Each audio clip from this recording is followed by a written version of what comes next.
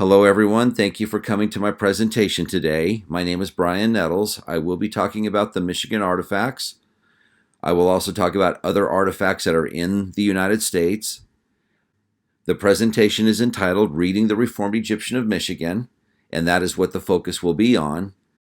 I also wish to point out that a good portion of this presentation is heavily focused on the Book of Mormon. It also includes biblical stories as well. Why I am including the Book of Mormon here is because there are many stories that are depicted in the images and the texts that are found herein. The Book of Mormon is scripture. I have read it many times. One thing that I can tell you for certain is that if you will take the time to sit down and read the pages from that book, you will feel yourself filled with the Spirit of God. It is very easy to do. It is very plain and simple, and the results are very clear. You just have to try it. I tell you that I know that the Book of Mormon is the Word of God. I will also say that I believe that the Book of Mormon is a record of the people that created the Michigan artifacts, at least the ones that are authentic. There are frauds in this collection, but the vast majority that I will be looking at in this presentation today are authentic, and the language testifies of their authenticity. I have an agenda here. It's a very simple agenda. We will be covering Hidden Mountain out of Los Lunas, New Mexico, and then we will quickly go into reading the Michigan artifacts, and I will be teaching you the language and showing you artifacts and using the language as we look at the artifacts. At the end, I will also demonstrate proof of fraud. Let me take a moment here to interrupt. I really Okay. am happy to see Adam Stokes. Adam Stokes has come to us because God has sent him. Adam, put your speaker on and say hello. Give us a few words of introduction, please. Hello, everyone. Good evening. I found out about this project you're talking to John. I've been talking to him the past couple months, and Wayne, whom I write for on occasion for Ancient American Magazine. Great to see you guys both here.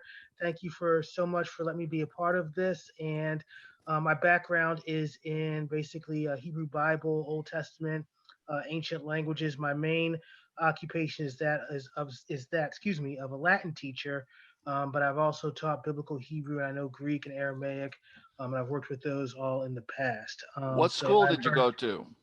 Went to Duke University for my undergrad, and then I went to Yale Divinity School for my master's. I'm impressed. Great. Happy to have you. Great to be here. Okay.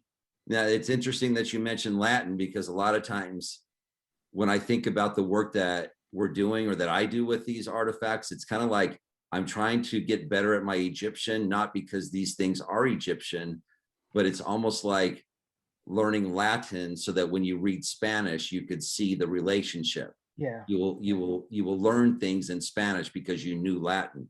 And I think the Egyptian is similar in these artifacts. Okay, so I like to point out in the book of Nephi, in the second verse, it mentions that Nephi was taught in the learning of the Jews and the language of the Egyptians, which is just very interesting because, you know, what was he writing in? This basically says that he was writing in Egyptian. When you advance to the book of Mosiah, and this is now about 300 years later, King Benjamin was saying, "For it were not possible that our father Lehi could have remembered all these things to have taught them to his children, except it were for the help of these plates. For he, having been taught in the language of the Egyptians, therefore he could read these engravings and teach them to his children." He's talking about the brass plates, that thereby they could teach them to their children, and so fulfilling the commandments of God, even down to this present time. Okay. Now, this is not yet in Michigan. I'm going to take you to New Mexico for a moment. And if you're not familiar with the Los Lunas Decalogue Stone, my belief is that everyone in this group is familiar with the Los Lunas Decalogue Stone, which is about 20 miles south of Albuquerque, New Mexico. And it has the 10 Commandments written on it in an ancient variant of Paleo Hebrew. And when I look at this, I just like to point out one word that's very interesting to me right here. And can you see my mouse as I circle this word? Yes. Okay, so you've got this A-L-E, Ale, which means God in Hebrew, and you've got the H-M, which is the pluralizer, Elohim or Elohim. And I just thought it was very interesting that the ancient way that they wrote Elohim was with the Hebrew Aleph, or which I consider to be similar to an A. You Hebrew experts may disagree with me, but that's kind of how I see it. Now, was somebody else talk? Okay. So as I continued walking up the trail in Los Lunas, or near the Decalogue stone, from the stone, I encountered this petroglyph, which I thought was very interesting, because when I saw this, I'd been spending about 4 months in the in Collier and Manley's book on how to read Egyptian, the Middle Kingdom Egyptian, and I was floored because I saw the D Ankh, which actually comes as a pair. It's the place of life, or gives life, something to that effect. I saw the I, which means to make, or sometimes it's used as another version, as another way of representing God. And I didn't even see this symbol below until I was looking at the picture later on. And this symbol right here actually means mountain or desert, depending on the reference. And so what I see here is God's mountain, the place of life. And then I see Native American symbols, and I don't want to spend too much time on the translation. I did find the swastika to be very interesting, because in Mississippian culture, in their writings, they have this symbol called the feathered serpent symbol.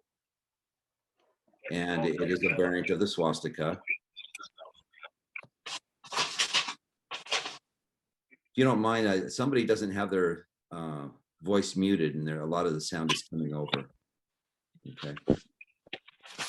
I thought this was very interesting, because to me, I see it seems to have some connotation to Moses, where he rose the staff with the feathered serpent, the poisonous feathered serpents on it.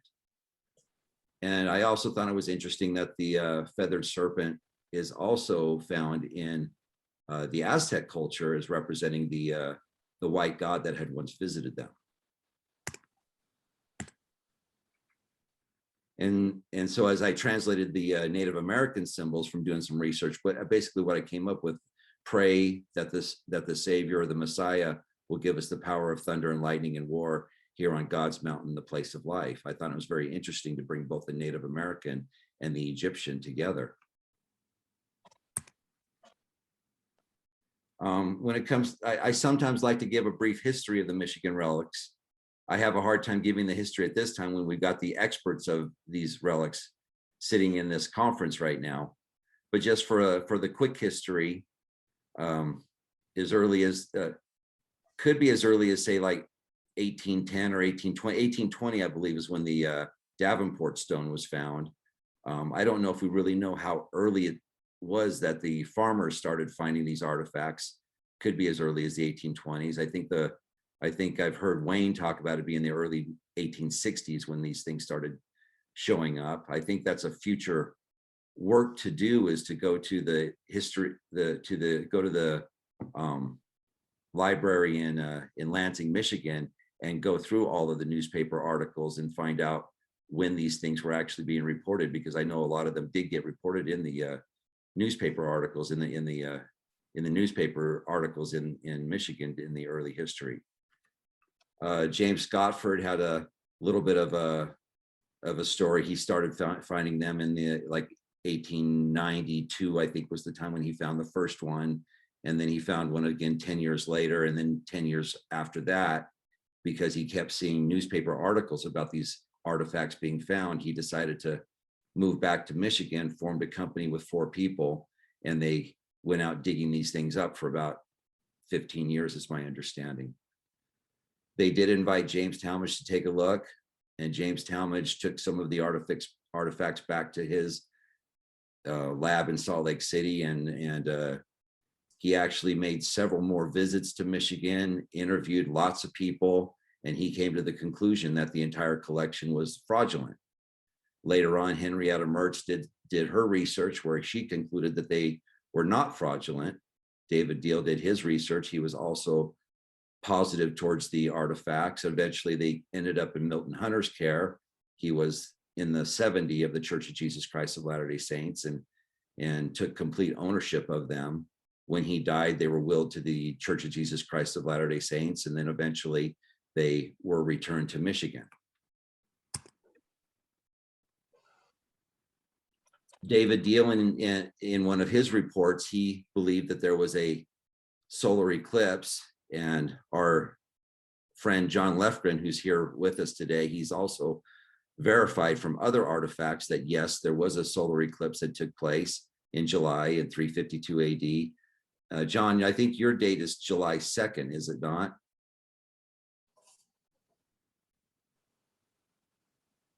Monday, July 27th, 352 AD. 1 Okay, o'clock. so you got the same time.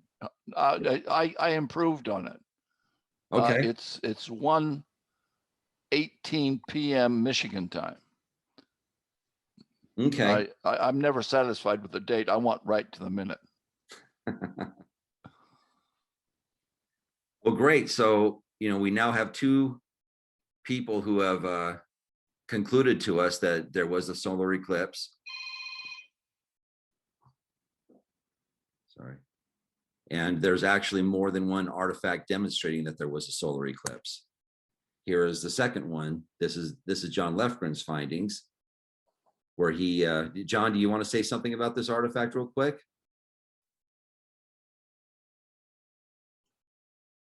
This artifact for me is sufficient to confirm the genuineness of at least some of the Michigan relics. Impossible to make a calculation of this type in the early part of the 20th century. This requires the use of supercomputers that can make the angle of the sun's moment of eclipse. The 67 degrees, I think, is significant in the art, and it's certainly the height of the sun as it went into eclipse over Detroit. This is a piece of art that has two panels. The top part deals with the solar eclipse.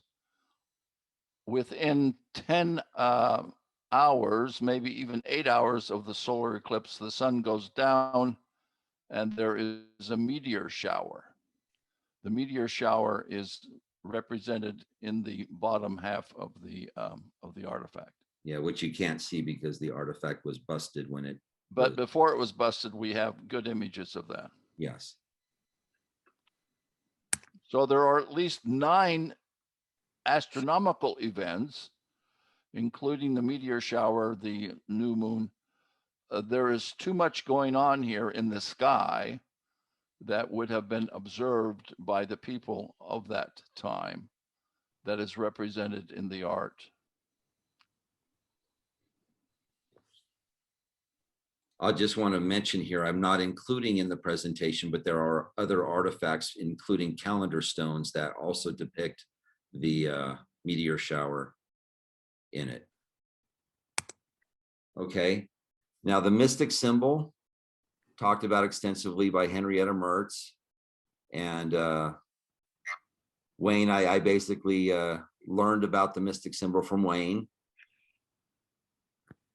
that this is an ancient Hebrew cuneiform, Yohevah. I dug into it a little bit more deeply. The Yod-He is basically how you say Yahweh, God in Hebrew. If it's Yohevah-He, then it's Jehovah. If it ends with the Tav, it means Judean. If it doesn't have anything following it, it's not found in the Hebrew dictionary. And there are many of our Native American friends who have told Wayne that this is a reference to Jehovah or something of that sort. Yeah, Brian, can I say something here? Go ahead. course, we know this is going on for a long time, and this had not been recognized for what it really is. And it wasn't until 1994 I was given a presentation to a men's club in Golden Valley, Minnesota. And upon finishing, an Ojibwa medicine man stepped up, and I had this up on the wall, the image of the cuneiform, and he just said, "That's our stuff." And I said, "Well," I said, can you make the sound?" He said, "Yeah." I said, "It's Yod He Va." And I said, "Can you tell me what that means?" He says, "Yeah, I can share it. It's the name for creator." And he said, "We use this in our ceremonies in the Ojibwa Nation and in the Medewan Lodge." And he said, "This is very sacred to us. And there's a fourth sound, but out of respect for creator, we don't say that outside of the Medewan Lodge. We keep it." Now, what I did is I sent this information to an epigrapher that I knew in Utah that was Mormon. I sent one to a non-Mormon guy in Massachusetts, and both of them wrote back and said this was a Hebrew tetragrammaton of Father's sacred name, which means the Native American was absolutely correct. And here they are using this cuneiform in their special ceremonial services within their Medewan Lodge. I thought that's very, very interesting. Yes. Now, I had heard what you had just said in some of your presentations. But the problem that I had was, as I looked through these artifacts, it didn't seem to always mean creator or Jehovah. It's to have a second meaning.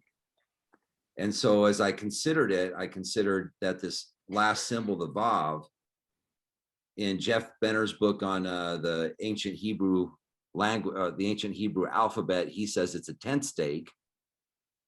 And so as I considered it being a tent stake, I also considered in the artifacts, a lot of times the Vav seems to be used as a person, to represent a person. I see it in multiple places. And so I came to the conclusion that sometimes it means Jehovah and sometimes it means people of God. And this took me to the Book of Mormon, where the term people of God is used over and over and over again. And they were called the people of God. They were not half so numerous as the people of God. And then I like going down to, let me see, and Alma 2:11, and the remainder were called Nephites, or the people of God. So evidently in the Book of Mormon days, we usually refer them to Nephites in the Book of Mormon, but they also referred to themselves as the people of God. Now, if you're familiar with the Bat Creek stone found in Tennessee, Yeah. you may not realize that this is also Yehovah. Can you hold your phone close to the And the L means four in Hebrew. Yeah, you got it and right on four. top. So. Yeah. I'm going to ask someone to please put it on mute. I'm hearing a lot of background noise. Okay. For Yehovah, however, we've got this symbol here, and perhaps this means for the Judeans, as many people have translated it. And perhaps this symbol is not related to these three symbols. It might be related to something after that. We don't really know for sure, but it's possible that this is the earliest version of the mystic symbol that we have available to us. Okay. Now I'm going to start going over the Michigan artifacts and start talking about some of the symbols that I see in here and why I believe they believe what they mean. And this actually becomes a very difficult part of the presentation for a lot of people because this is the driest part of the presentation. You might start to get sleepy and just ask that you stand up or something and just bear with me. If you don't want to memorize the symbols, I understand, and you want to just follow along with me, that's perfectly fine. Okay, but here we've got Miriam placing Moses on the edge of the Nile River, and you've got the Pharaoh's daughter retrieving the baby Moses. And over here we've got what I say is the Egyptian symbol for heaven, right there, with two strokes on the right. And then you've got the Egyptian symbol for heaven with two strokes on the left. And to me, this is very obvious that Miriam was the righteous woman, the righteous sister of baby Moses. And the Egyptians, well, they were not righteous. They were on the left hand of God. They were the wicked ones. Okay. Then I've got the eye. And as I had mentioned earlier, sometimes in Egyptian it means to make, sometimes it means to see, and sometimes it means God. And especially in the Egyptian writings, commonly it's part of the name Osiris. Okay. It's also used as a phonetic O in the Hebrew writings, in the ancient Hebrew writings. And I thought it was interesting.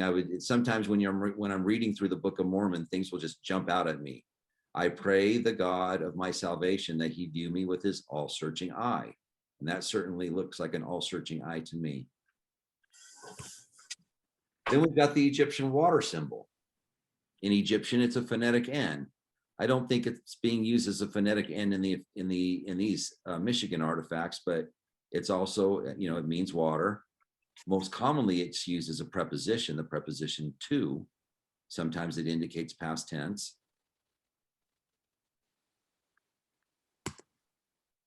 And then we've got the Egyptian symbol for house.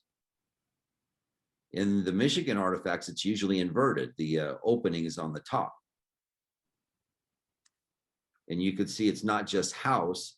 You could see here in the voice offering, in the burial chambers, they reference to it as they reference the voice offering of all these things that are 1,000 bread, 1,000 kegs of beer, 1,000 geese and oxen, 1,000 linens, and 1,000 alabasters that are being offered to the spirits of the dead.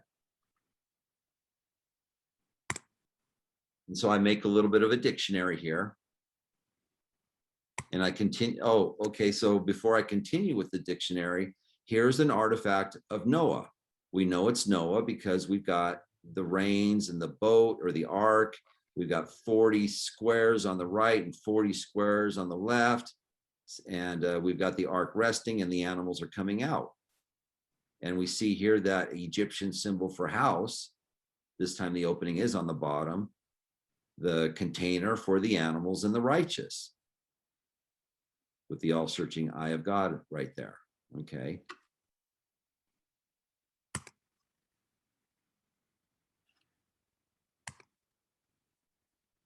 Then I caught something caught my eye when I was going through this artifact, because I saw the ark again. We even got dead bodies down here at the bottom of the waters. You've got the dove carrying the olive branch. And you've got Noah here with Shem, Ham, and Japheth. And we've got names. We've got Noah, the name of Noah right there. So I took note of that as now we've got a phonetic N. And we've got a phonetic SH and a J or a Hebrew Y, as Japheth is really Epeth. And we've got a symbol for Ham. In Hebrew, it's a guttural H. So I took note of these, put it down. And I also thought it was really interesting right here on this Noah artifact. Noah is standing there with his arms stretched out and his legs sticking out, looking just like this symbol.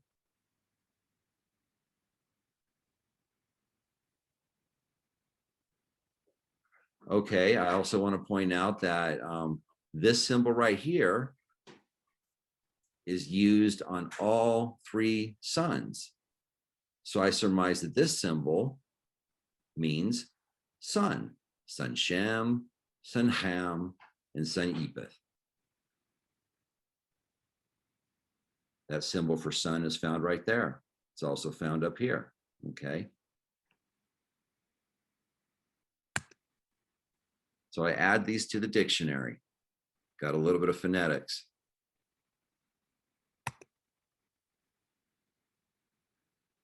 Then I found in the Etzenhauser document, Rudolf Etzenhauser, one of the four guys that was part of the group gathering up the artifacts, he had a lot of these artifacts photographed, and in 1910, he put out a pamphlet, and that pamphlet's been turned into a PDF.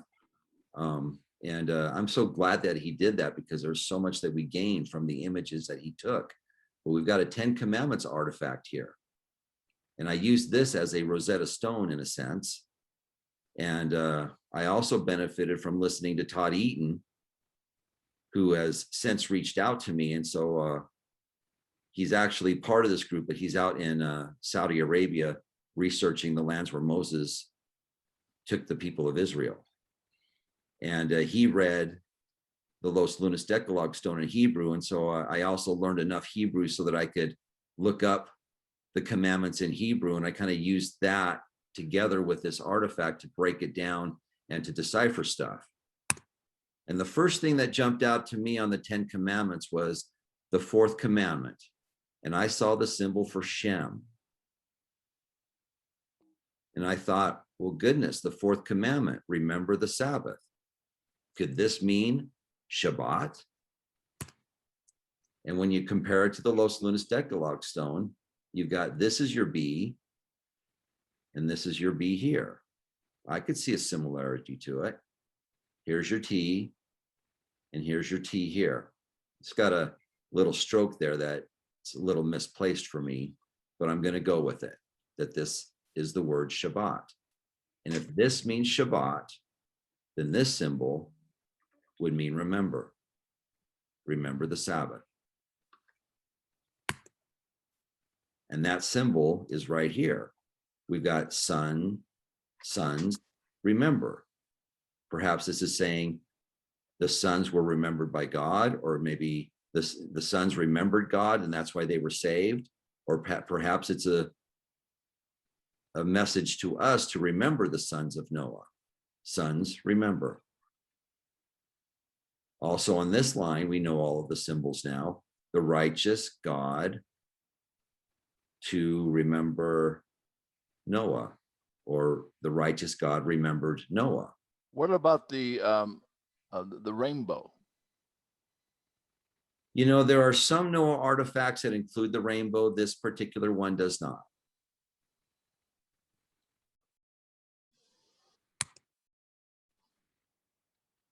I go to the third commandment. This one was very revealing to me. So what I'm doing on these commandments, I don't just say, oh, this means, you know, I don't just circle them and know what it means. I would do a lot of cross-referencing. So I presumed this to be speak God's name to nothingness. A person should not do. Okay. So why do I think that this means speak? Well, that's just simply dropping in values from the commandment. And that's also the Noah symbol, 2 strokes and a leg. But this is the Japheth symbol, the Yepeth symbol, the same first letter as it is in Yahweh or God. So I thought that was an interesting match. And then we've got the 4 strokes and a leg, called or named, and this symbol is used all over the place with this meaning, to be called. So speak God's name to nothingness, a person should not do. I add them to the dictionary.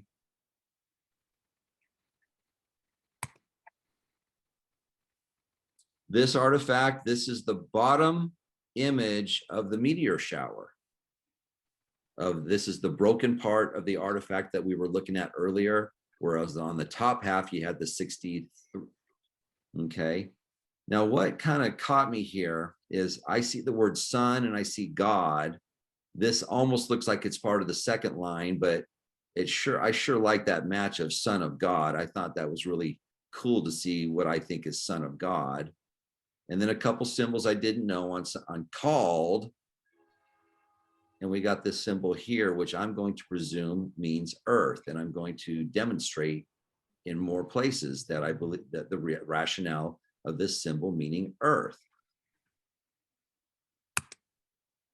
It is, according to Jeff Benner, it's a kaf in Egypt in Hebrew. Okay. And I come back to the Noah artifact. And so if I use the word earth, I get God's earthly container for the animals and the righteous.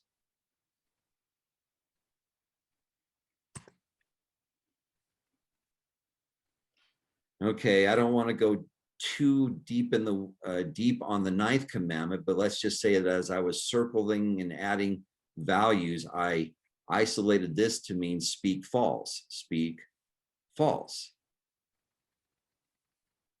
And this is going to jump out in a different artifact. I have two images that seem to be of the Tower of Babel. There's a lot of interesting things that you see on here. A lot of these artifacts have Yohevah at the top or somewhere in it. This one does not. It has Heva. It's missing that vertical stroke. It's got these people that looking like they're excited or happy. They've got their arms up in the victory stance. And this one over here, you've got some writings down here. It's a bit grainy, but I just was dumbfounded when I saw speak false. So does speak false in this context mean language confounded? I think it does. Let me see. Okay. So then I see these other four symbols here. And once again, I see the H, Va, right there, the same as it is up here. And as I considered it, the Hebrew people, well, if you know about the timeline, the Tower of Babel actually took place during Abraham's lifetime. Was Abraham the first Hebrew? No, he was not. Abraham was not the first Hebrew. In fact, it's believed that the first Hebrew was actually Eber, who was a great-great-grandson of Shem. And I also looked and saw that a variant to the name Eber is Heber, giving us the H. And the name Eber also means one who crossed over, presumably crossed over into a covenant with God. And so it's rational for me to think that this H, Va, means the Hebrew people. And then we've got the symbol that means called. The Hebrew people were called something. What were they called? And we've got a vertical line with two strokes at the top. And so I thought, well, do I find this symbol in the 10 Commandments? And I do. It's in the Fourth Commandment. It's right here. You got the vertical line with the two strokes on the top. And so I thought, well, let me see if I could figure out what this means. So we've got, remember the Sabbath. We've got the symbol for a son, and the commandment talks about your sons and daughters and all within the gates of your house. And so, okay, all within your house, all within your house. I think that means not labor. I don't have everything figured out of it, but I see not labor. It looks like a hand, you're holding up your hand and there's the fingers. And there's the symbol for called. Well, what is the Sabbath called? And I take to the scriptures, and this is what I kind of derive out of the scriptures in Genesis 2, and God blessed the seventh day and he sanctified it. And then in the actual commandment, for in 6 days the Lord made heaven and earth, the sea and all that in them is, and rested the seventh day. Wherefore the Lord blessed the Sabbath day and hallowed it. And so I'm going to take the liberties and take the word blessed, which of all these words, I think it's the most common. And the Sabbath is a blessed day. God blessed the Sabbath day. And so I'm going to drop the word blessed here on the commandment and take it back to here. And the Hebrew people were called blessed. And this kind of brought up something that I had not previously considered. When I was reading in Jeff Benner's book again, I reference him a lot because when I was going through this, I had read his book and there was a lot of things that he said that just were very applicable. And one of the things that he said was that there's a ancient Hebrew tradition, an oral tradition among the Hebrews or the Jews that teach that when the Tower of Babel happened, their language was not confounded. And this artifact seems to back up that belief. That is why they are in a victory stance, because their language was not confounded, whereas everyone else, their language was confounded.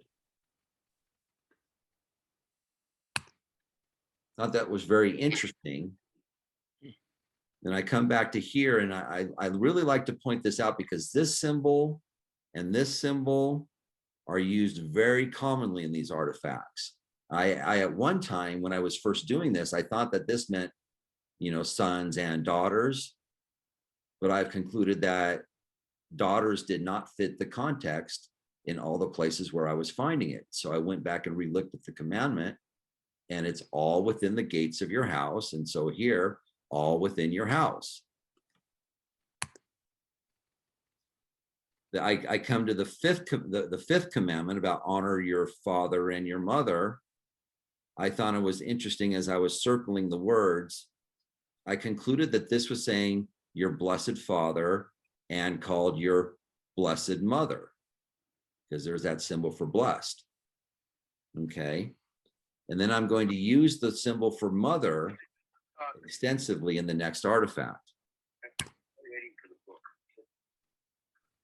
So about 3 years ago, when we were first starting to look at these artifacts, I had a very grainy photo. Wayne was willing to send me a better image. And so here's the better image, but we've got what appears to be King Solomon sitting on the throne with a shepherd's crook in his hand.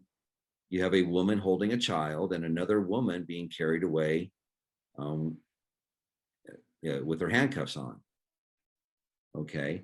The top of this symbol, I kind of concluded that there's a lot of inverse views of the same symbols. Okay.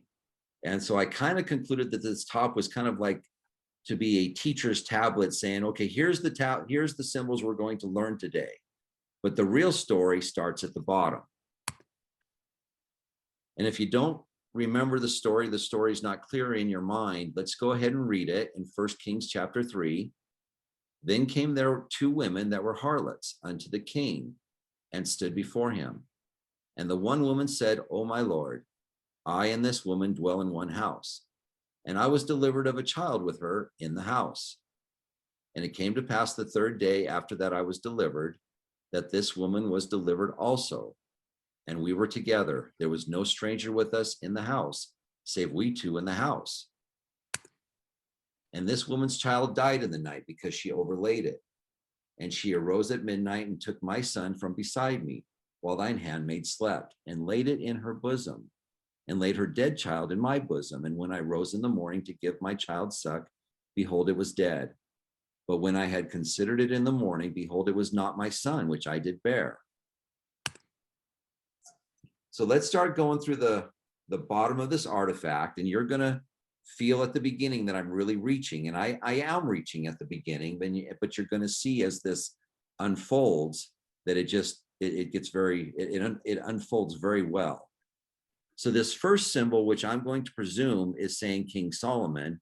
I mean, we've got a shepherd's crook right here, which, what is a shepherd? A shepherd is the leader of the flock, and I very easily could see a shepherd's crook meaning a king. We've got, it's not the Shem symbol, which I had hoped it would be. There are 6 ticks on here, which is the Ham symbol. I wanted it to be the Shem symbol. I used to report it as being the Shem symbol, but I have to be honest and know it and say, no, it's not. It's the Ham symbol. But I still believe it means Solomon because of the context. This next symbol kind of looks like Hookah, which is ruler in Egyptian. It's got this extra line there, which makes me question it.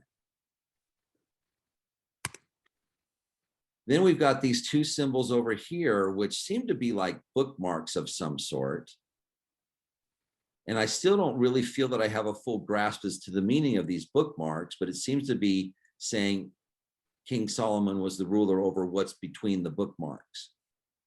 And that's where I say, well, the people of God. And when I first saw that, I thought, well, wait a minute, if it's the Nephites, well, Solomon was not a Nephite, yet the people in Israel were the people of God, and he was the leader over Israel. And then I saw this elongated bird, and I thought, well, that'd sure be nice to mean Israel, but I don't know how I'm ever going to know that means Israel. And then I remembered something, that how a few weeks before I was looking at this artifact, I had watched a Nova Discovery show on Israel, and they talked about the Mernepta Stella. discovered in 1896. And presumably this Mernepta Stella is the only Egyptian artifact that's been found that has the name of Israel in it. And here's what it looks like. And putting it into a more easy to read format, you can see the two feathers make the Y sound, followed by an S and an R, Israel, and then that one feather is more of an A or an I, an A or an I, Israel. And then this symbol is not a phonetic L. This is what you call a determinative in Egyptian. Determinatives are hint symbols to give it meaning. And here's an easy example of how you use a determinative. Many of you are familiar with the Ankh symbol, which means life. Well, you could just write the symbol and you've got life. Or you could write the phonetics N, K, next to the Ankh symbol. Now you have the pronunciation for the Ankh symbol and the full meaning of it, which means that you could write the determinative alone, and based on context, you can know what you're talking about. Therefore, using this symbol alone, you could write out Israel. This is an elongated bird. It's not exactly like this elongated bird, yet it is an elongated bird. And so I'm going to take this to mean exactly what I want it to mean, which is Israel. So while King Solomon was serving over the people of God in Israel, he made a righteous ruling, shepherd's crook, a righteous ruling regarding, so here's the word mother in the 10 Commandments. And when I count the strokes, it has the same number of strokes as this symbol with the symbol of blessed. And here's that symbol for all within your house. This was all of the mothers that were in that house. Doesn't mention house, but this was all of the mothers. And these mothers, I had circled the word other in the command in some of the artifacts. And so what I believe what's being said here is that these two women were fighting against each other. They had their backs up against each other. They were fighting. Now, regarding the son of the unrighteous mother. Then I've got this bird here. And I once again went to the Egyptian where you've got this little bird here. I believe it's a sparrow.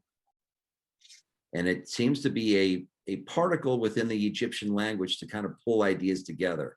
Oh, the living, then the bird means who are upon the earth. So regarding the son of the unrighteous mother, she is the one who not remember. She forgot something. What did she forget? Well, we've got this thing.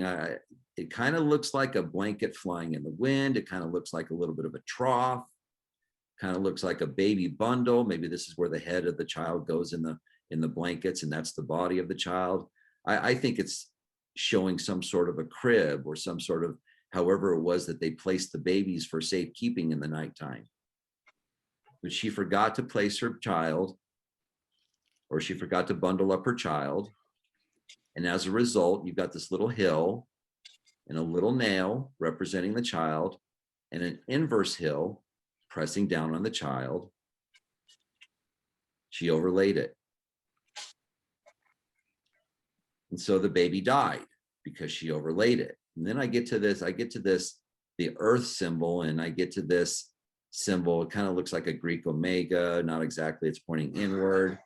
I had to play with this one a little bit, but throughout the artifacts, in all other artifacts, you see this earth and what is the Hebrew dalet. This is the only place where it's not connected. Everywhere else, it's connected. Okay. And I call it a Hebrew dalet because once again, I'm referencing Jeff Benner's book. It's a door or a doorway. the way. Lately, I've been starting to conclude that it also means caused. I see that from context of, I saw it in the context of one of the calendars when I was looking at, when me and John Leftren were researching the solar eclipse. But I came to the conclusion that this means the way of the earth, another term that is commonly used in the Book of Mormon. But before I go there, I also had this symbol is also used on this Moses artifact to mean rock. Well, rock, isn't that another reference to the earth? And in the Book of Mormon, we find this term gone all the way of the earth. Lehi speaking, a few more days and I go the way of all the earth. And he saw that he must very soon go the way of all the earth. Tiankum, but behold, he was dead and had gone all the way of the earth. And I see a correlation there. And so I actually believe that these two symbols mean that the child died. She was overlaid the child and the child died. Okay. Here's another interesting artifact where it also uses the way of the earth right there. Now I'm not going to hold back a little bit. Okay, so let's just go over the writings here. The son of the ruler said he went the way of the earth. He's dead. And so in not holding back, I'm just going to tell you exactly what I believe this is. This is Ammon right here, and this is King Lamoni. This is one of the servants of King Lamoni who gathered up the arms.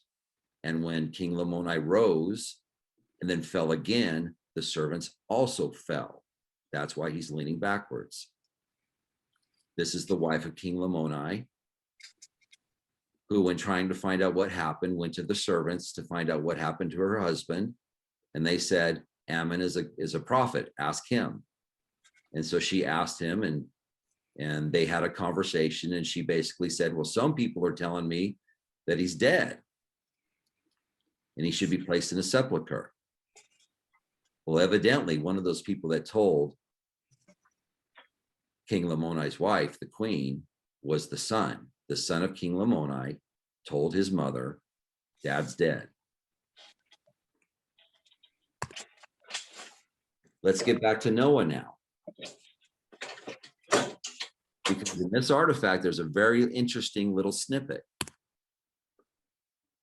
right down here. It's a bit grainy. I wish I had a higher resolution photo to make a better large image. But what I see here is all of the unrighteous throughout all of the earth. Their sons. This is the Egyptian horned serpent symbol, which means he or she. It's being used plurally. Their sons went the way of the earth. I was just dumbfounded when I saw that. Here we are using Book of Mormon terminology hidden in this artifact. And to me, it's plain as day that this is the basic story of Noah written out right there. All of the unrighteous throughout all of the earth, their sons or their children went the way of the earth.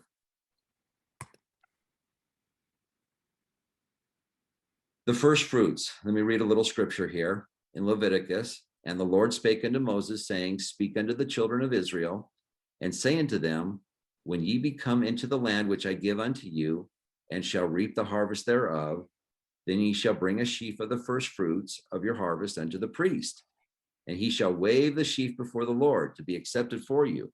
On the morrow after the Sabbath, the priest shall wave it. So we have a very interesting picture right here that appears to be a person presenting the first fruits to the priest with the sheaf to wave. And as I look at these writings at the top, what I see is something that's very similar to the Egyptian D or give. Giving, we've got a sun symbol.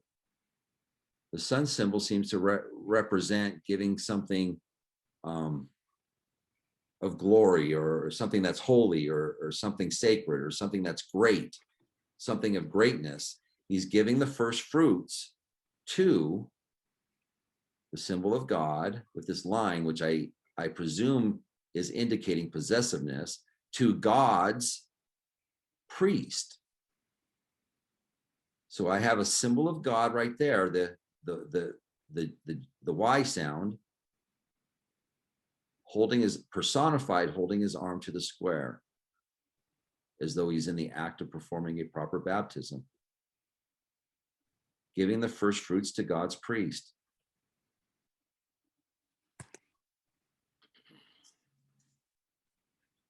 So I referenced a lot of different sources as I was trying to derive values. I read this book by George Copeway, who was an Ojibwe chief. And in his book, he gave us 60 symbols of their writing system. He said they had over 200 figures for general use of correspondence. And so if someone's speaking, they draw a line from the mouth. If someone's seeing, they draw a line from the eyes. To stand and to do something, you use your hand to do something. To walk. I liked this one. You'll see this one later, a young warrior, a little bird.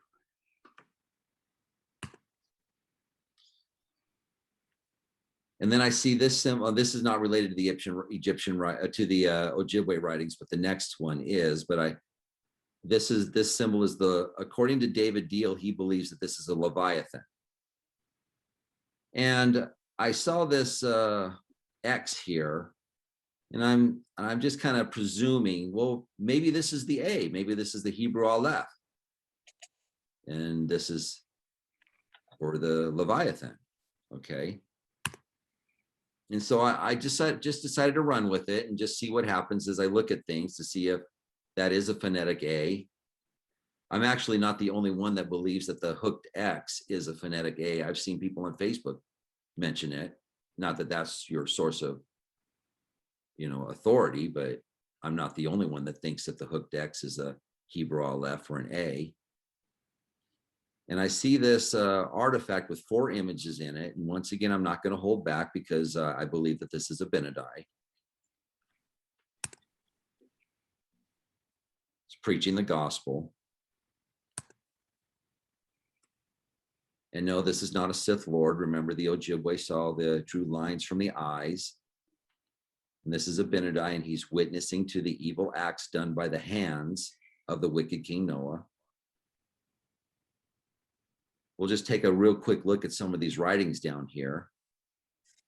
I at first thought that might be the Egyptian water symbol, and I reconsidered it and thought, well, no, wait a minute. That may be the Egyptian horned serpent symbol again, which means he. We have a torch here. He burned. The bird, he is the one who burned. And then a vertical squiggly line. I could say that means at the stake. I see the squiggly line in other artifacts that have someone burning at the stake, but I also see it in other places where it just seems to be indicating that he was smitten, a person was smitten down. Horned serpent symbol again, he, and then his name starts with the letter A. Thought that was very interesting. Third image, you've got Alma, who was cast out of the court because he was sticking up for the prophet.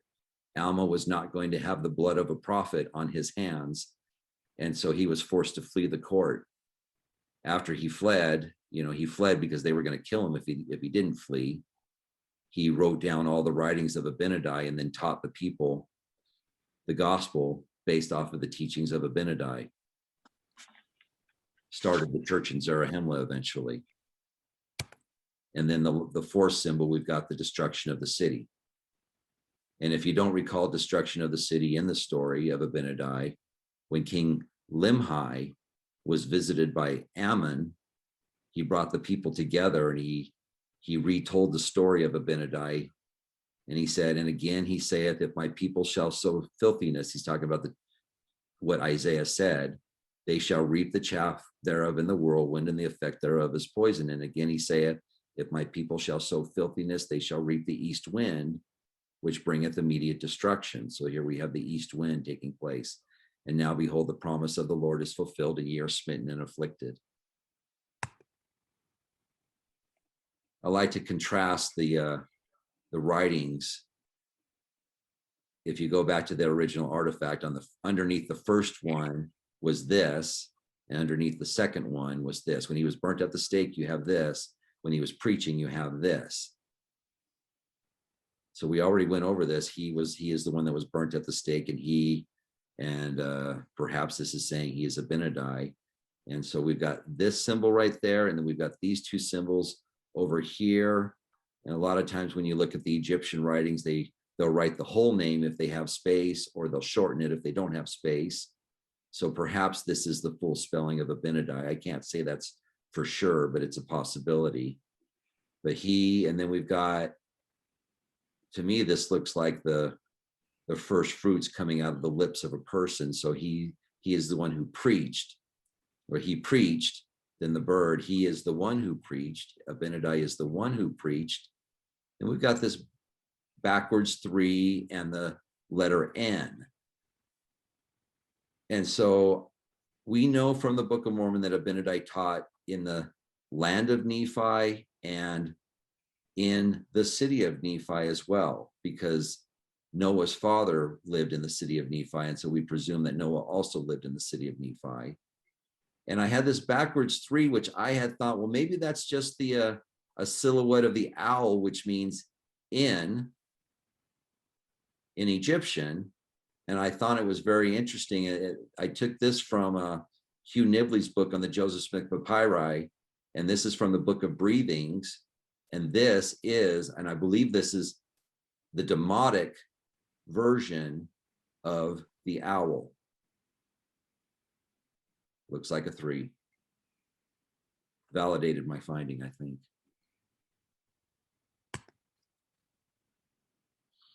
I got this artifact. You've got a person lying down on the ground. You've got people around him. Could be anything. I'm not even positive that there's only one person here, because it almost looks like there might be 2 people here, but I'm going to go with one person here.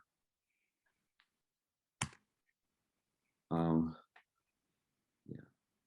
And so when I went to the top, I was making this presumption. Once again, I'm going to a Book of Mormon story of Alma the Younger. And I go to the top of this artifact and I see the X, possibly the A.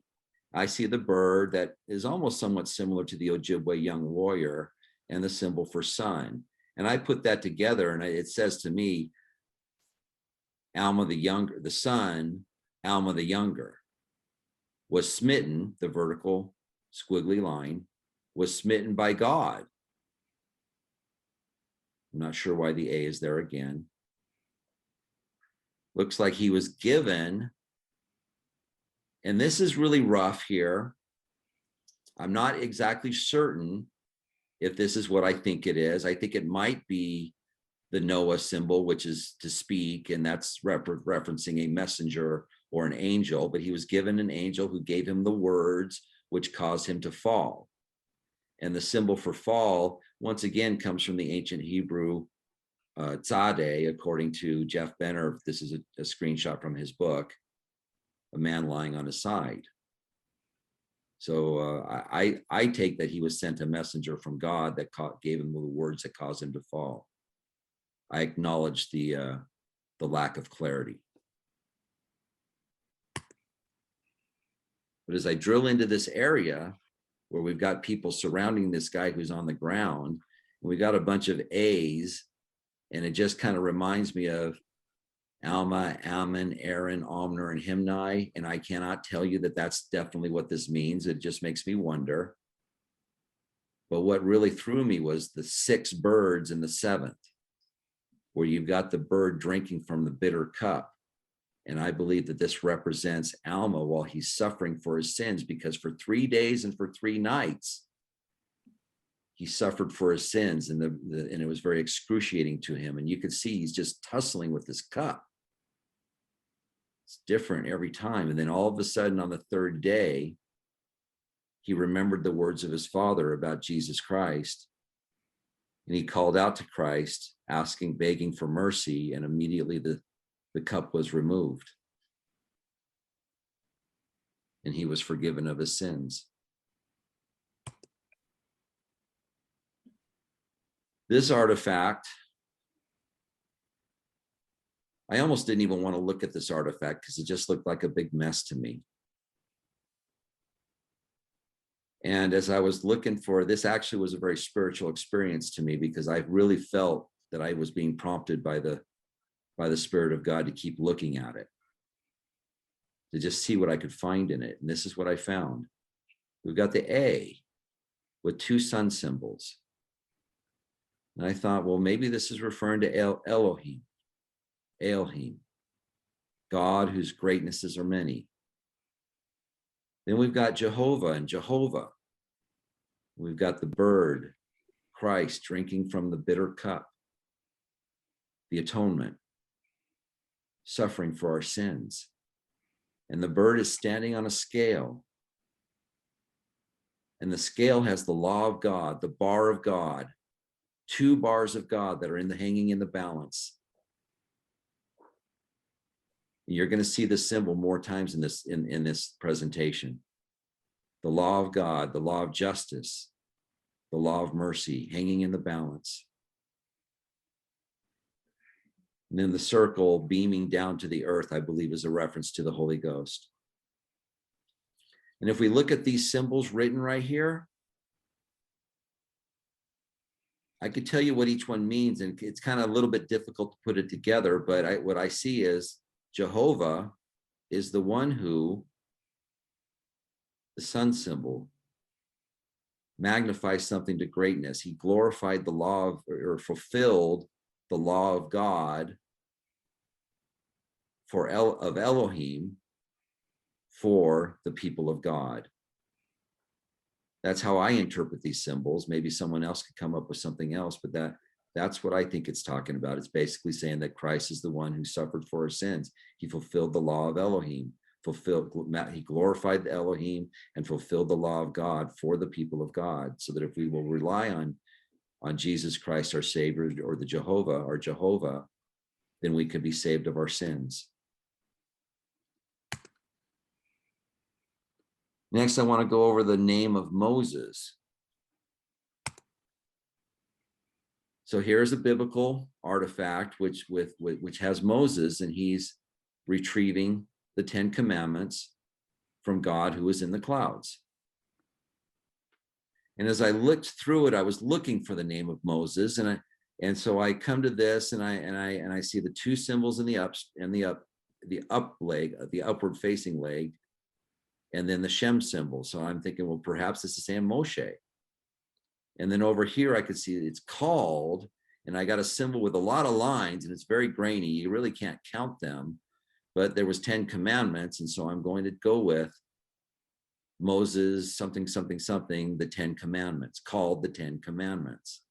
And this symbol right here, you actually find it on the 10 commandments artifact, where it once again seems to fit the context of God commands.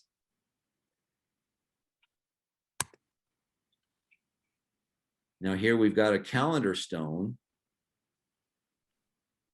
And in this calendar stone, you've got the 10 commandments right there.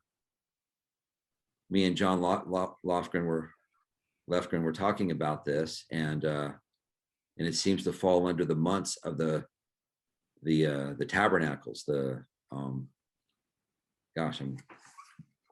Feast of the Tabernacles. And I see the righteous Moses. There's that symbol again for Moses. The righteous Moses said or taught the law of God, the bar of God. I thought it was very interesting because when I had first seen this, I didn't really understand the reason why there was a line to represent the law of God. Then we were reading in the Book of Mormon for family scripture study for Come Follow Me last year, and we get to the very last section of the Book of Mormon where Moroni talks about, until I see you at the pleasing bar of the great Jehovah. And then it just shot out to me, it just came to me that this was the pleasing bar of God. Brian, Yes. could you go back to, well, not this one, the one before that. This one? No, too far back, where Moses was getting the tablets from. Yeah, there we go. If you look behind Moses there, those look like palm trees to me. Do they look like palm trees to you? Yeah, they do. Didn't they go down from the mountain, which would represent that, to an area that had 12 springs, and it had palm trees on it? Yes. Yeah, I think they traveled that way. So when I saw those palm trees, they're sure as the heck not on Mount Sinai. But I wondered if you thought that might have something to do with that camp that they went to with the 12 springs.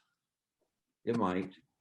That's a reasonably intelligent thought. John's the only one here who's had any experience with my mind doing what it does. So I will shut up now and let you get back to your presentation. But that just struck me with the pine trees. No problem.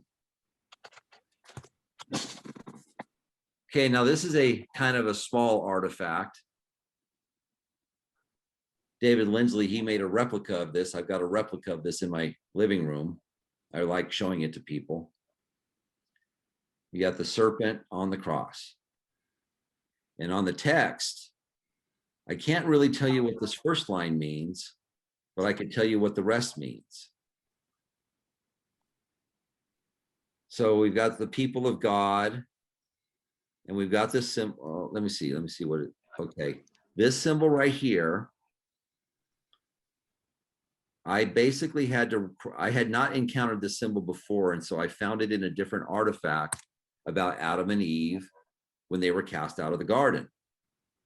And in the writings, you got the sun, and you got a tree with a low-hanging fruit, and then the same symbol, which I presume to mean eat. When Adam partook of the fruit. And so it also looks like the side view of your mouth with your forebite. So when the people of God were bitten, the other symbol, I believe, is referencing to the serpent, the poisonous serpents, the fiery flying serpents. So when the people of God were bitten by the fiery flying serpents, they needed to look straight from the Egyptian, and they would be blessed, all within their house. God would remember. I mean, these are all symbols we've been looking at over and over. The ruler, Moses, said or taught. Now this symbol right here, recently I had been teaching that I thought it meant life. Within the last 2 weeks, I've changed my mind. I don't think it means life anymore. I now believe it means saved. And later on in another presentation, I can demonstrate that, but it's not in this presentation. But it is a connotation to Christ, because you have the cross, the blood and the sweat coming from his forehead, and the blood and water coming from his side when he was pierced by the sword. But the ruler Moses taught that to be saved, I don't know this symbol, I presume it to mean turn. Turn to the ruler of righteousness.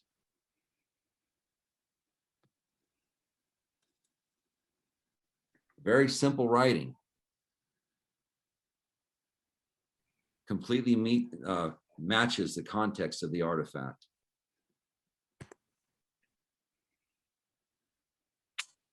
I get to the sixth commandment, which is thou shalt not kill. So what I read is the people of God don't take what is called, this is where I said it was life.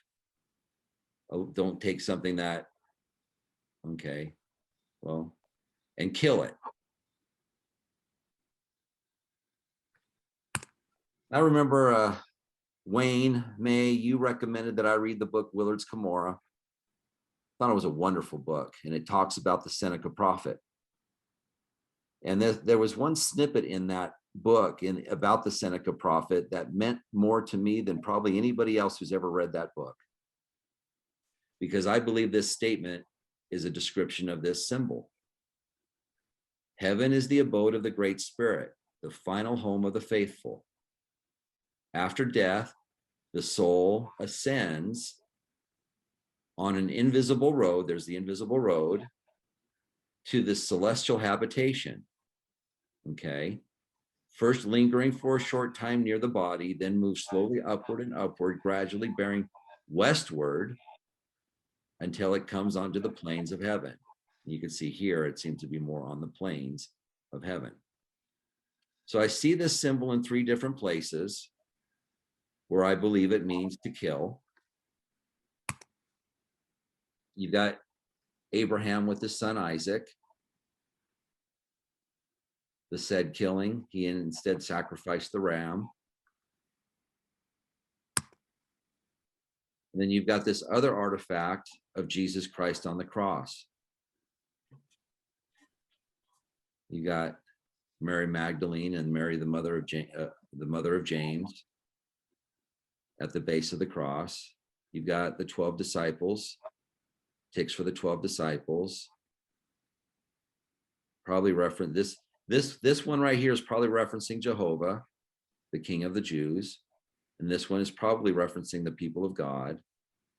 And then right here, what I see is the symbol for murder or killed. To me, this is proof of authenticity of this artifact.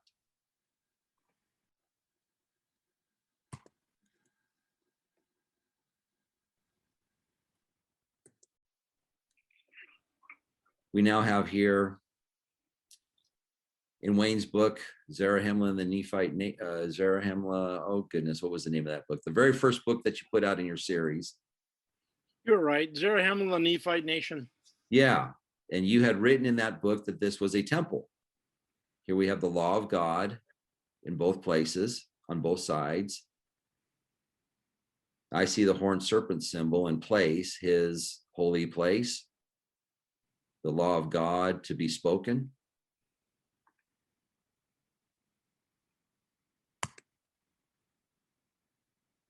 Now, Wayne came down to Tucson one time and he brought this artifact with him.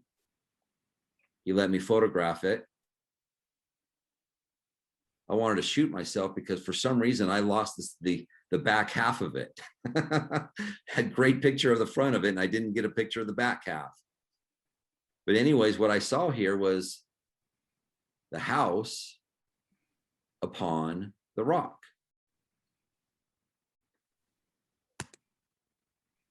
And here, what I see is calling the Son of God blessed. And then it's said 3 times, except they ran out of room, so they had to drop the only symbol they could have dropped, which is the word son. Calling God blessed, calling God blessed is building your house upon the rock. And then further down, it seems like on the left side of this artifact, it's all about not being righteous. And the right side of the artifact seems to be talking about being righteous. I'm just taking hints as I look through it, but we've got the waters, 3 water symbols, and the floods come up. So once again, it fits the context of the house upon the rock.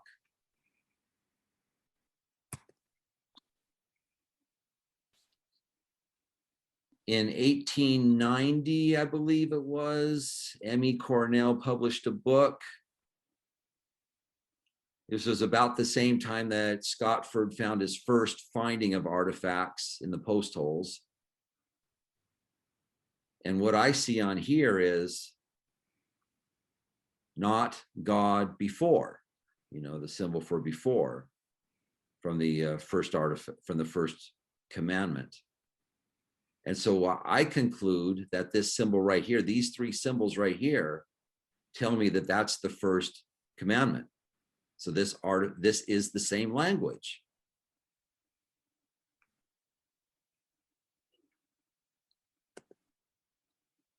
I find this other artifact that's didn't make it to Lansing, Michigan. It was in the church's collection. And I look at this 10 Commandments artifact, but I find some interesting things about it that cause me some concern. So God is unrighteous. That's a little misplaced.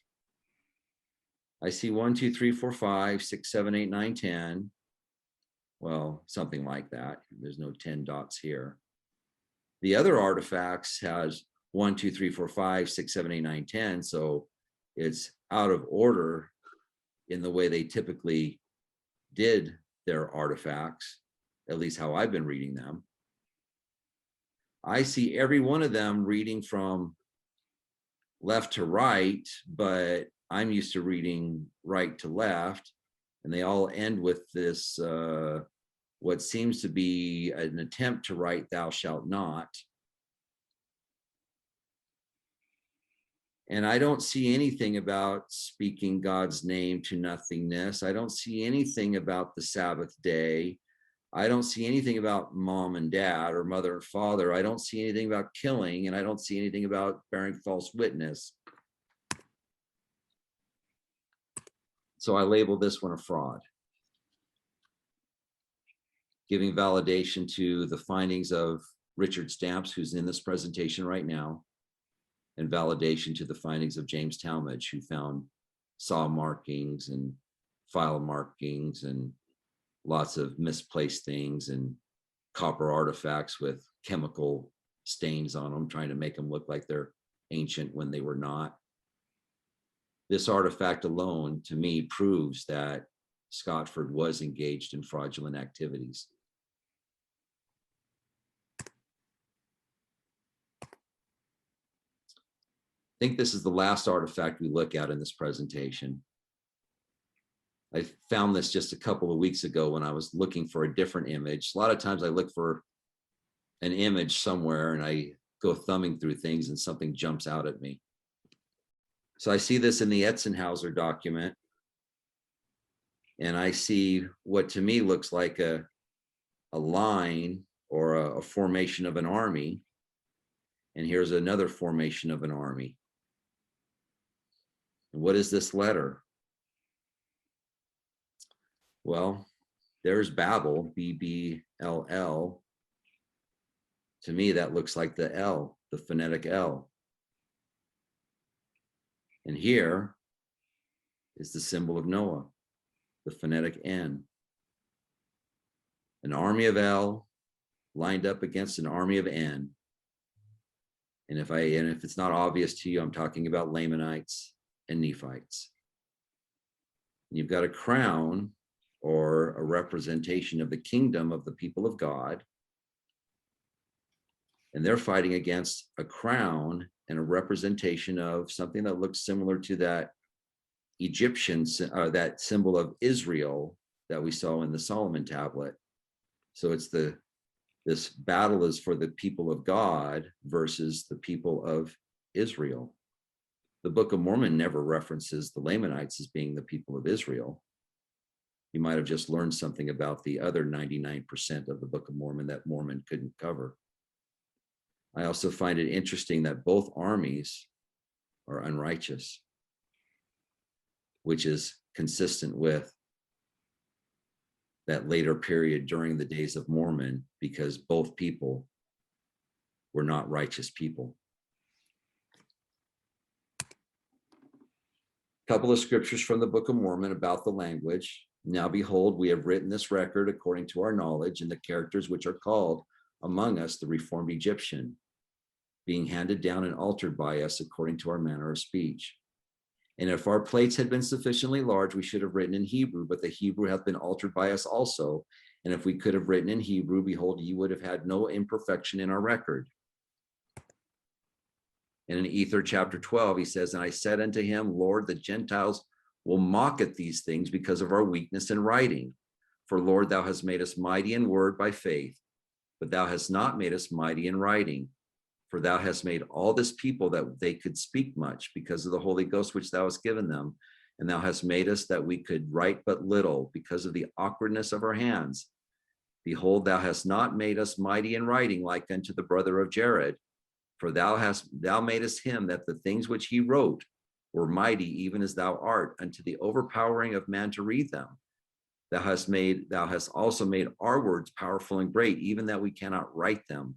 Wherefore, when we write, we behold our weakness and stumble because of the placing of our words.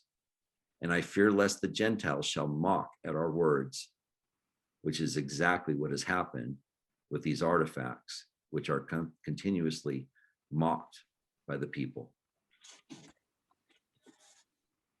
Now, I just like to include this verse because it's my favorite verse in the Book of Mormon. And when I had said this, the Lord spake unto me, saying, Fools mock, but they shall mourn, and my grace is sufficient for the meek. But they shall take no advantage of your weakness. And if men come unto me, I will show unto them their weakness. And I give unto men weakness, that they may be made humble. And my grace is sufficient for all men that humble themselves before me. For if they humble themselves before me and have faith in me, then I will make weak things become strong unto them. My conclusion is that this study of the language indicates that most artifacts in this presentation are ancient. The uneducated James Scottford could not have created such a language. He did not have the education to do so, nor anyone at that time had the education to do so. The Hebrew symbols in there were not known to people at this time. James Scottford did likely pad his findings for personal gain. And from my assessment, these appear to be artifacts of the people of the Book of Mormon. What's coming up? We intend to extract all the artifacts from the Ancient American magazine from the past 30 years or so, get them into the Wiki, perform a language analysis on those images to isolate language types and compare with the Soper Savage and Etzenhauser collections. We want to increase translations of the Burroughs Cave artifacts and the Michigan artifacts, and annotate all of our findings in the private wiki, and eventually make a report available to anyone who has interest. Good job, Brian. Wayne, why don't you give us a wrap up from your side? Well, I think this is absolutely wonderful. I mean, I'm not an epigrapher, but what I can see right now is what a great start, Brian. And kudos to you, because I know this has taken a lot of time to do what you have done this evening. And it's a great stepping stone. And from here, I'm sure we can build and continue and even make things just that much better, especially in connecting them to other stones that have been found across this country. How many stones are there? Oh, John, there's thousands. Have you seen hundreds or thousands yourself? I've probably seen several thousand. Are they similar in character? The Burroughs Cave is in very close, very close. In some cases, they're exact. I mean, it's what really caught my attention early on in the Burroughs Cave saga is that the mystic symbol showed up on maybe 5 or 6% of the artifacts. Not all of them, but a few, but enough to catch my attention. And that shows me the potential of two different colonies of people that knew each other. Maybe a similar story, maybe a similar religion, whatever may be the case, and yet they lived far apart. Northern Michigan all the way down to the tip of southern Illinois. And of course, the water systems we know were used. And we know that boat traffic was heavy. The waters and the rivers were the highways of ancient North America. There's just no doubt about that. All the ancient fortifications and the hilltops of the Dina and the Hopewell that fit this timeline, they're always built next to water. Always, no exception. Bruce Porter, you're the expert in Egyptian. Are you still there? Did we lose you? I guess so. Bruce, are you around? I can't see you anymore. Richard Stamps, you are free to speak your mind. Please talk to us. Well, I think this is a fascinating study, and I think, as Wayne just said, there are thousands of these relics, either the copper or the slate or the ceramic pieces. And if you have multiple inscriptions or letters or words on each one, we're talking about really thousands of inscriptions. And I look forward to seeing a dictionary, if you will, and put the word up there and the definition and the reference where it came from. I think it's fascinating.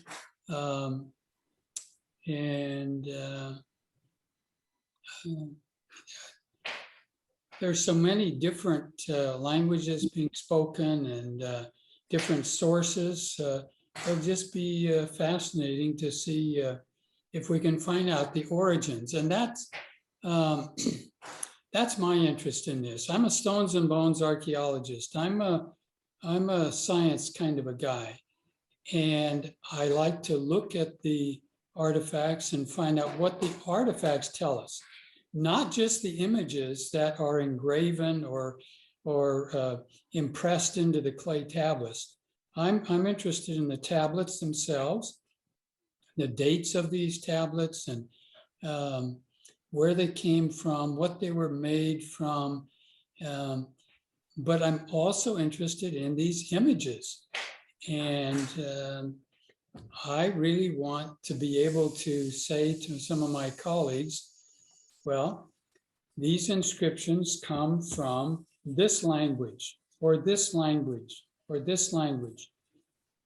I don't have as great an imagination as seems like some of the comments tonight, and I love the presentation. I love to see excitement and enthusiasm, but making jumps, well, I can envision this, or I see that, or let me jump from here to here, fill in the space. I'm not quite to that spot yet where I can make some of the jumps and leaps that you make.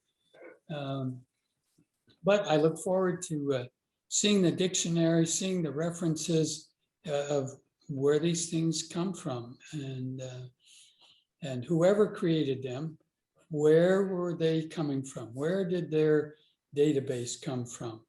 So interesting project, keep going. And as I mentioned to some of you, I'm involved in another 40-year project, and I can't break away from it right now, but I want to monitor and follow along and see what I can learn from your efforts. So keep up the good work. Thank you for that encouragement. Jonathan Neville, you are always ready with a good comment. Let's hear from you.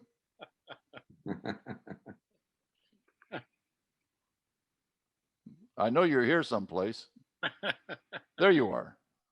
Yeah, I'm here. I had to mute something else that I've got going at the same time. In fact, I'm just writing an email to Brian right now about how awesome it was, with some other ideas. So I don't have anything really to add. I mean, I've seen Brian. We've talked about this a little before, but he's really done a lot of work since I've been able to talk with him, and it's just a phenomenal thing. There's several discrete points that he made that are really profound. And one, I think maybe Brian, we've talked about this before, the Bar of God one, yeah, is really significant and fascinating for lots of reasons. I mean, I don't want to detract from what he said, because I support it completely. I think it's awesome. But I'm not an Egyptian scholar either. So here's what we plan. We have about 6 computer experts. I imagine that in August, we will have people together who have in total more than 300 years of professional experience. These will be experts in different fields. We will have 4 days together, maybe 5. We will spend one afternoon at the Putnam Museum in Davenport, Iowa, which will be interesting. We'll be able to see 1,000 or more artifacts there. But our intent is to begin the creation of a database that is indexed in many ways. we want to get thousands of artifacts with the image and in a wiki leak. Now, Brian, tell us a little bit about your background. You have some experience with computer systems. Well, yeah, I mean, gosh, I'm not sure where to start. I mean, for this project, I've created a wiki, and we're just starting to build out the wiki. Give us a definition for wiki. I've got the dictionary in the wiki, but the wiki. What is a wiki? A wiki is a website that all participants can create pages, add content to, and you don't need to know HTML. You just write like you do into Microsoft Word or into Google Docs. You upload images by just, you click on the image button, and then you upload the image and it adds it right in, and you create links. You click on the link, that creates your new page, and write whatever you want. And when I was working for a company called Quest Software, they did all of their documentation in wikis, thousands of pages in wikis. And if you organize it well, everything's always found and nothing's ever lost. If somebody makes a mistake, then someone could go in and change the mistake. And if someone says, hey, you deleted my stuff, then you can go into the history of the wiki and restore what was lost. And so I intend to use that wiki so that we could, when we're extracting all these images out of the magazines from the Ancient American magazine, and we can put them all into the wiki, then I could break out all the symbols of each image and then compare them with other images and see if we could find common language. Maybe we'll find one or two languages, maybe we'll find three or four, or if they're all fake, then we won't have any common language. They'll all just be a bunch of gibberish. But if they're legitimate, we should find some sort of patterns correlating the document, the images with the artifacts with each other. But we can go right down to the character image, not just the total, ultimately, we'd like to be able to build up a dictionary of images, build up a dictionary of definitions that cross-reference. Richard Stamps wants to say something. He's itching to talk right now. Well, my foreign language experience was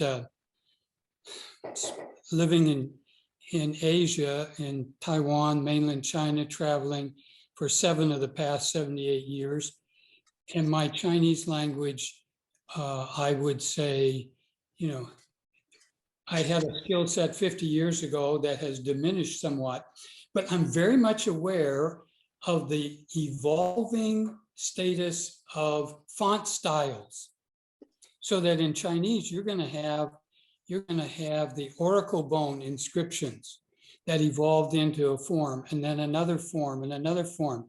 So that now as you go to, you publish something on Word or whatever, and then you choose your font style.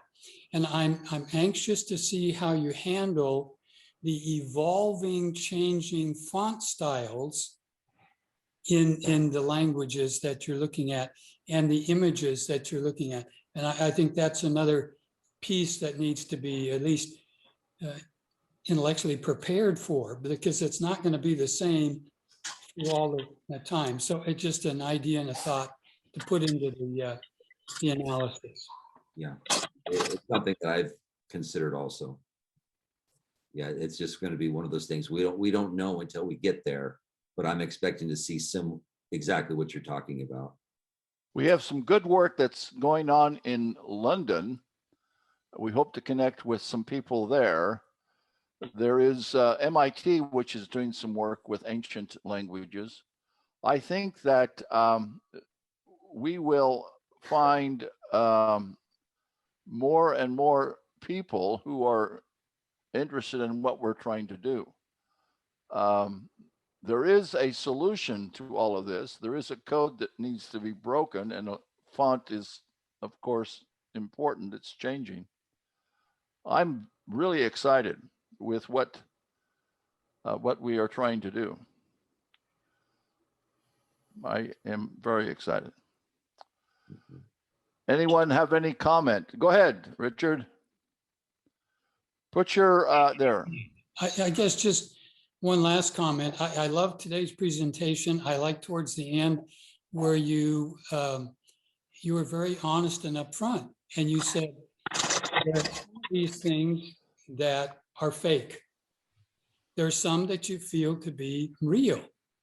And so I think we need to put that into the total context too, that just because we see an image, it doesn't mean that it's fake or real, but we need to keep that in mind. Could this Great. be a copy? Could this be something that somebody just invented on their own? So it's just a thought, don't forget that piece of the puzzle. David. Yeah, I have a question about the characters that came from the plates that Joseph Smith used to translate the Book of Mormon that were copied, then given to Martin Harris to take up to New York. We do have at least a facsimile of some of those characters, whether they're all of the characters or not, but there's at least a sampling of those characters. Are there any of those characters that you have found on these tablets? Do you remember what the symbol remember looks like? Yeah. Look for it. You'll find it. Okay. Also the vertical So it's squiggles there. The vertical squiggly line coming down. It's not, I haven't seen a lot of them. However, I have also seen other artifacts that people have handed to me from Michigan that have several of those symbols from that character's document as well. So it's actually something that's on my mind, that once we've completed this comparison, I want to go back to that character's document and circle the findings that are matches. Yeah, because I I know would think they are that there. that would be kind of acting as a control, if you want to call it a control, in that there's the claim that these characters that he had copied were from the plate. So if that his statement is true, then that would be kind of a guideline to say if we can find these same characters, that might have a tie-in to how these characters got into that culture. Yeah, from the reports that I've seen from various scholars in the church, is it's not the Anthon transcript, because that one had a translation with it. Right. Some people think it was written by one of the Whitmers. Yeah, I think it was John Whitmer or something like that. Yeah, and how he acquired it or got some plates and wrote it down, that's not clear in anybody's history. Son of a bitch. Yeah. Yeah.